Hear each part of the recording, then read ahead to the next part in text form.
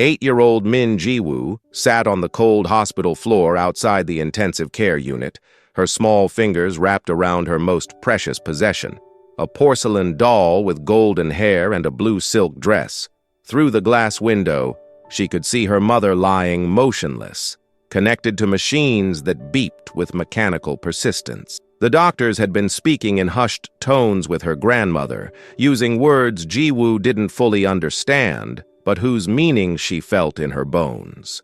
Surgery, expensive, critical, time running out. Her grandmother's tears told the story that medical terminology couldn't soften. "Grandmother," Ji-woo had whispered the night before, "how much money do we need to save Mama?" "More than we have, little one," her grandmother had replied, her voice breaking. "More than we could ever have." But Ji-woo was 8 years old, and 8-year-olds believed in solutions that adults had forgotten to see. She remembered the stories her mother used to tell her about the doll, how it had been made by a famous craftsman, how her father had saved for months to buy it before Ji-woo was born, how it was worth more than anything else they owned. "If I sell my doll," Ji-woo had asked her grandmother, "would that be enough?" Her grandmother had looked at the doll, then at Ji-woo's hopeful face, and hadn't had the heart to explain that even the doll's value wouldn't cover a fraction of the medical costs. Now, sitting in the hospital corridor, Ji-woo had made her decision. She had heard the nurses talking about Tae-hyun, the CEO of Hansung Corporation, who sometimes bought valuable items from people in desperate situations. It was worth a try. Standing up with determination that belied her young age, Ji-woo clutched her doll tighter and walked toward the hospital exit. She had a plan, and she was going to save her mother. Chapter 2. The Fortress of Wealth. The Hansung Corporation building rose into the Seoul sky like a monument to success and power. Ji-woo stood at its base, craning her neck to see the top, her doll pressed against her chest like a shield against the intimidating grandeur surrounding her. The lobby was a cathedral of marble and glass, filled with people in expensive suits moving with purpose and confidence. Ji-woo had never seen such wealth concentrated in one place, and for a moment, her resolve wavered. How could someone like her approach someone who lived in a world like this? But then she thought of her mother's pale face, of the machines keeping her alive, of her grandmother's tears, and her determination returned. She approached the security desk, where a stern-looking guard in a crisp uniform was checking identification cards. "Excuse me?" Ji-woo said, her voice barely above a whisper. The guard looked down, surprised to see a child in the corporate lobby. "Little girl, are you lost? Where are your parents?" "I need to see Mr. Tae-hyun," Ji-woo said, trying to make her voice sound more confident than she felt. "I have something important to sell him." The guard's expression softened slightly, but his tone remained professional.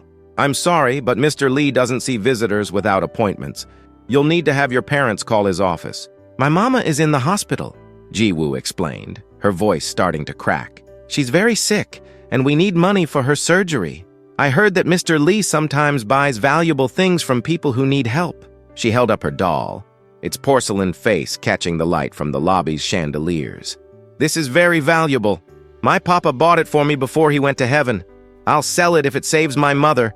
The guard stared at the child and her doll, something in his chest tightening at her innocent desperation.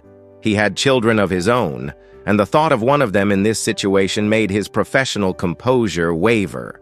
"Wait here," he said gently. "Let me make a phone call." Chapter 3.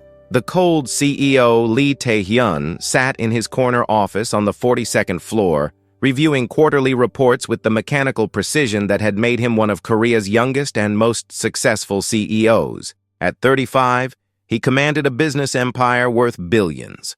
But his success had come at the cost of everything that made life meaningful.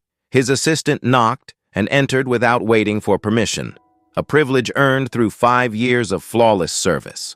"Sir, there's a situation in the lobby that requires your attention." Tae-hyun didn't look up from his reports. "Handle it. That's what I pay you for." "Sir, it's a child. An 8-year-old girl who wants to sell you her doll to pay for her mother's medical treatment." Something in his assistant's tone made Tae-hyun pause. He looked up, his expression unreadable. "And this concerns me how?" "The security guard thought you should know." The child is... She's very determined, sir. She's been waiting in the lobby for 2 hours, refusing to leave until she can speak with you. Tae-hyun felt a flicker of irritation. He had built his reputation on efficiency and focus, not on entertaining the desperate pleas of random strangers. Tell security to escort her out, gently but firmly. Sir, his assistant said carefully, perhaps you should see her yourself. Sometimes these situations require a personal touch. Tae-hyun's eyes narrowed. His assistant was not given to sentimentality, which made this request unusual. Fine. 5 minutes. Bring her up. Actually, sir, I think it would be better if you went down to the lobby. She's quite small, and this environment might be overwhelming for her. Against his better judgment, Tae-hyun found himself agreeing. Perhaps it was curiosity, or perhaps it was the memory of his own childhood desperation that he thought he had buried years ago. He took the elevator down to the lobby, preparing to deal with this interruption as quickly and efficiently as possible. What he found waiting for him would challenge everything he thought he knew about himself. Chapter 4. The Encounter. Tae-hyun stepped out of the elevator and immediately spotted the source of the disturbance. A small girl with pigtails sat on one of the lobby's leather chairs, her legs dangling above the floor, clutching a porcelain doll that looked expensive even from a distance. As he approached, the child looked up at him with eyes that held a mixture of hope and desperation that hit him like a physical blow. She was beautiful in the way that children are beautiful, innocent, trusting, and completely vulnerable to the cruelties of the world. "Are you Mr. Lee Tae-hyun?" Ji-woo asked, standing up and bowing politely as her grandmother had taught her. "I am," Tae-hyun replied, his voice carefully neutral. "I understand you have something you want to sell me." Ji-woo nodded eagerly, holding up her doll. "This is very valuable. My papa bought it for me before he died. The lady at the antique shop said it's worth a lot of money because it was made by a famous person." Tae-hyun examined the doll with a practiced eye. It was indeed valuable. A limited edition piece by a renowned German craftsman, probably worth several $1,000s, but he could see that it meant far more to the child than its monetary value. "Why do you want to sell it?" he asked, though he already knew the answer. "My mama is very sick," Ji-woo said, her voice steady despite the tears gathering in her eyes. "She needs an operation to get better, but we don't have enough money. Grandmother says we need millions of won, and this is the only valuable thing we have." Tae-hyun felt something crack inside his chest, a sensation he hadn't experienced in years. The child's willingness to sacrifice her most precious possession for her mother's life reminded him of emotions he had thought were dead and buried. "I'll sell my doll if it saves my mother," Ji-woo whispered, holding the porcelain figure out to him with trembling hands. Tae-hyun stared at the offering, knowing that his response would define not just this moment, but possibly the rest of both their lives. Chapter 5. The Unexpected Response.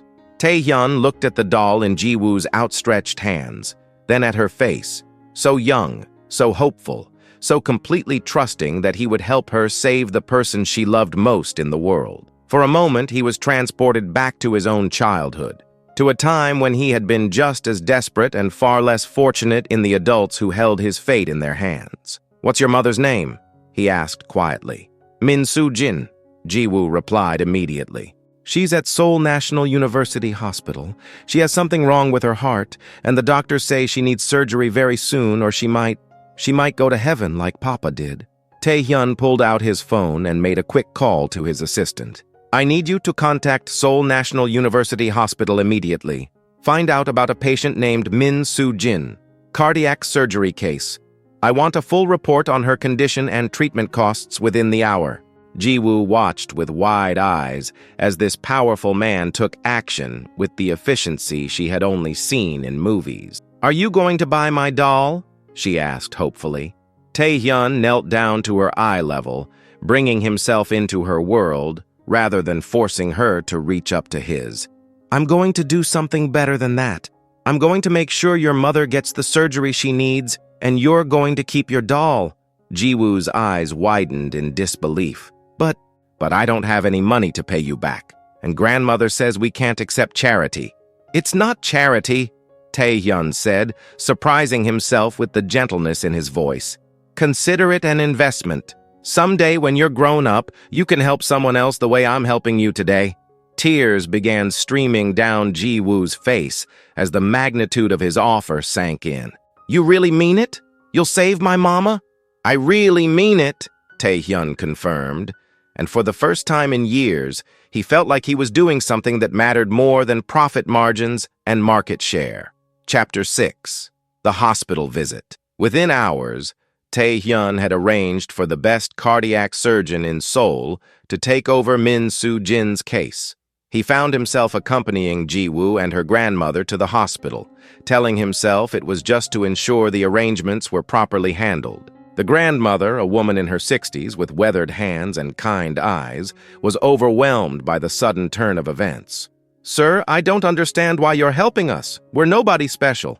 Your granddaughter is very special, Tae-hyun replied, watching Ji-woo skip ahead of them down the hospital corridor, her doll tucked safely in her arm. She was willing to sacrifice everything she had for love. That's rarer than you might think. When they reached the ICU, Tae-hyun saw Min Soo-jin for the first time. She was a young woman, probably in her early 30s, with the same delicate features as her daughter. Even unconscious and connected to machines, there was something peaceful about her face that suggested inner strength. Mama, Ji-woo whispered, pressing her small hand against the glass window.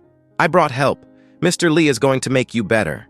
Tae-hyun watched the child's interaction with her unconscious mother and felt something shift inside him. He had spent years building walls around his heart, protecting himself from the pain of caring too much. But this little girl's love was breaking through those defenses with devastating efficiency. The surgeon, Dr. Park, arrived and briefed them on the procedure. The surgery is complex, but with proper funding and the right team, I'm confident we can save her life. She'll need extensive recovery time, but she should make a full recovery. Whatever it costs, Tae-hyun said simply. Money is not a factor. As they prepared to leave the hospital, Ji-woo tugged on Tae-hyun's expensive suit jacket. Mr. Lee, will you come visit Mama after her surgery? I think she'd like to meet the person who saved her life. Tae-hyun looked down at the child's hopeful face and realized he was already more invested in this family's future than he had planned to be. Chapter 7. The Surgery. The surgery took 8 hours. Tae-hyun found himself pacing the hospital waiting room alongside Ji-woo and her grandmother, a situation that would have been unthinkable to him just days earlier. His assistant had called multiple times with urgent business matters, but for once, Tae-hyun's attention was entirely focused on something other than work. Ji-woo had fallen asleep curled up in one of the waiting room chairs, her doll clutched tightly in her arms. Her grandmother sat nearby, her hands folded in prayer, her lips moving silently as she asked whatever higher power she believed in to spare her daughter's life. She's a good child, the grandmother said quietly to Tae-hyun. After her father died 2 years ago, she became Soo-jin's little helper. She never complained, never asked for anything for herself. When Soo-jin got sick, Ji-woo started saving her allowance money, thinking she could help pay for the medicine. Tae-hyun felt his chest tighten. How much had she saved? 37,000 won, the grandmother replied with a sad smile. She was so proud of it, thought it was a fortune. She doesn't understand how expensive medical care really is. The innocence of it. A child thinking her small savings could solve such a massive problem reminded Tae-hyun of his own childhood naivety, before the world had taught him that money was the only thing that truly mattered. When Dr. Park finally emerged from the operating room, his tired but smiling face told them everything they needed to know before he spoke. The surgery was successful, he announced. Min Soo-jin is stable and should make a full recovery. She'll need several weeks of rehabilitation, but she's going to be fine. Ji-woo woke up at the sound of celebration, and when she understood what had happened, she threw her arms around Tae-hyun's legs with such force that he nearly lost his balance. Thank you, she whispered against his suit jacket. Thank you for saving my mama. Tae-hyun found himself returning the embrace, his arms wrapping around the small child who had somehow managed to crack open his frozen heart. Chapter 8. The Recovery. Over the following weeks, Tae-hyun found himself visiting the hospital more frequently than his business schedule should have allowed. He told himself he was simply monitoring his investment, ensuring that Min Soo-jin's recovery proceeded smoothly. But the truth was more complicated. Ji-woo had appointed herself as his tour guide to her mother's world, chattering about school, her friends, and her dreams for the future with the unfiltered honesty that only children possess. She showed him her mother's drawings. Soo-jin was an artist who had been supporting her family by selling illustrations to children's book publishers. "Mama draws the most beautiful pictures," Ji-woo explained, showing Tae-hyun a sketchbook filled with whimsical characters and magical landscapes. "She says that art makes the world more beautiful, even when it's sad." Tae-hyun studied the drawings with genuine appreciation. They were skilled, imaginative, and filled with a warmth that his sterile corporate world completely lacked. "Your mother is very talented. She used to draw pictures just for me," Ji-woo continued. "But then she had to start selling them to buy food and medicine. I told her it was okay because sharing beautiful things with other children is good too." When Min Soo-jin finally woke up, 3 days after surgery, her first concern was for her daughter. "Ji-woo, are you all right? Have you been eating properly?" "I'm fine, Mama," Ji-woo assured her, climbing carefully onto the hospital bed. "Mr. Lee has been taking care of everything. He saved your life, and he didn't even want my doll in return." Soo-jin looked at Tae-hyun with confusion and gratitude. "I don't understand. Why would you help strangers?" Tae-hyun found himself struggling to answer a question he had been asking himself for weeks. "Your daughter reminded me of something I had forgotten," he said finally. "That some things are more valuable than money." Soo-jin studied his face, seeing something in his expression that made her understand this was about more than simple charity. "Thank you," she said simply, "for everything." Chapter 9. The Growing Bond. As Soo-jin's recovery progressed, Tae-hyun found himself becoming increasingly involved in their daily lives. He arranged for Ji-woo to attend one of Seoul's best private schools, telling himself it was an investment in her future. He hired a nurse to help with Soo-jin's rehabilitation, claiming it was to ensure his medical investment was protected. But the truth was that this small family had awakened something in him that he thought had died with his own parents years ago. The warmth of their modest apartment, the sound of Ji-woo's laughter, the quiet strength of Soo-jin's determination to rebuild her life, all of it stood in stark contrast to the cold efficiency of his penthouse and corporate empire. "Mr. Lee," Ji-woo said one evening as he helped her with her homework, "why don't you have a family? Don't you get lonely in that big building?" The question hit him with unexpected force. "I'm too busy for a family," he replied, the answer automatic after years of repetition. "But being busy isn't the same as being happy," Ji-woo observed with the clarity that children sometimes possessed. "Mama says that love is what makes people happy, not work." Soo-jin, who was sketching nearby, looked up at her daughter's words. "Ji-woo, don't pry into Mr. Lee's personal life." "It's all right," Tae-hyun said, though the child's observation had shaken him more than he cared to admit. "She's not wrong. I have been lonely. You don't have to be lonely anymore," Ji-woo announced with the confidence of someone who saw solutions where adults saw only complications. "You can be part of our family. We have lots of love to share." Tae-hyun felt his carefully constructed emotional walls crumbling completely. This child was offering him something he had convinced himself he didn't need: belonging, acceptance, love without conditions or contracts. "I would like that very much," he said quietly, surprising himself with his honesty. Soo-jin looked at him with new understanding, seeing past the wealthy CEO to the lonely man underneath. "You're welcome here anytime," she said softly. "Both of you have given us so much. The least we can do is share what we have." Chapter 10. The Confession. 3 months after Soo-jin's surgery, Tae-hyun found himself spending more time at their modest apartment than in his luxury penthouse. The transformation in his priorities was so dramatic that his business associates had begun to comment on his changed behavior. "Sir," his assistant said carefully during one of their morning briefings, "the board is concerned about your recent distractions. Your attendance at meetings has been irregular, and several important decisions have been delayed." Tae-hyun looked out his office window toward the neighborhood where Soo-jin and Ji-woo lived, and realized that for the first time in his adult life, business was not his top priority. Schedule a board meeting for tomorrow, he said. It's time I explained some changes in my approach to leadership. That evening, he arrived at Soo-jin's apartment to find her working on a new illustration while Ji-woo practiced piano, an instrument he had quietly arranged for her to learn. The domestic scene filled him with a contentment he had never experienced in his corporate achievements. "Soo-jin," he said after Ji-woo had gone to bed, "I need to tell you something." She looked up from her drawing, sensing the seriousness in his tone. "What is it?" "I've been thinking about what Ji-woo said about family, about not being lonely anymore.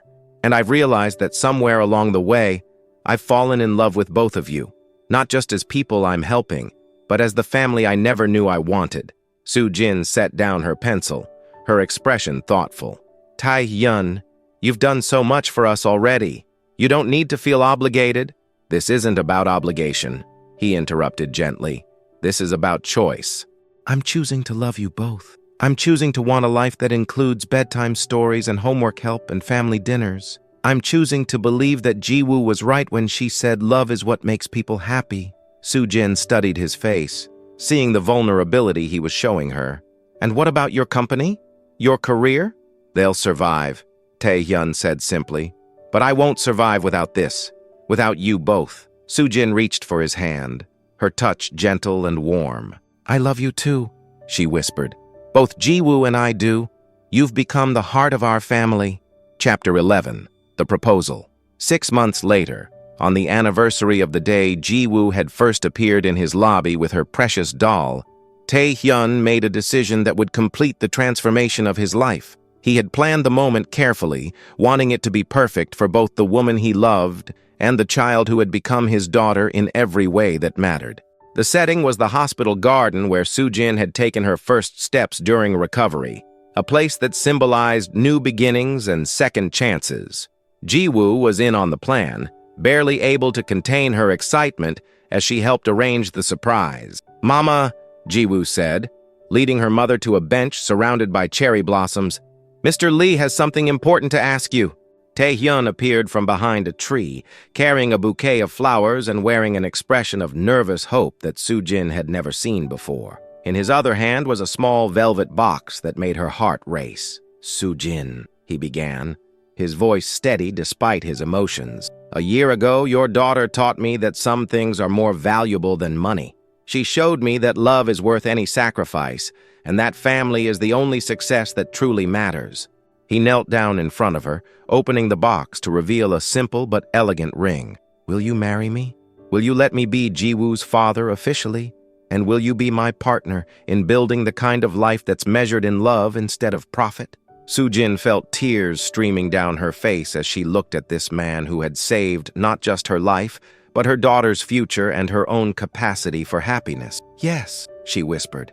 "Yes, of course." Ji-woo cheered and threw herself into their embrace, her precious doll, still safely in her possession, caught between them as they became an official family. "Now we're really together forever," Ji-woo announced with satisfaction. "And I still have my doll, and Mama is healthy, and Mr. Lee isn't lonely anymore. It's the best ending ever." Tae-hyun looked at his new fiancé and his soon-to-be adopted daughter and realized that Ji-woo was absolutely right. It was the best ending ever, and the best beginning, too. Chapter 12. The New Life. 1 year later, the Lee family lived in a beautiful house that balanced luxury with warmth, a home that reflected Tae-hyun's success but was filled with Soo-jin's art and Ji-woo's laughter. The transformation in all their lives was remarkable, but perhaps most dramatic was the change in Tae-hyun himself.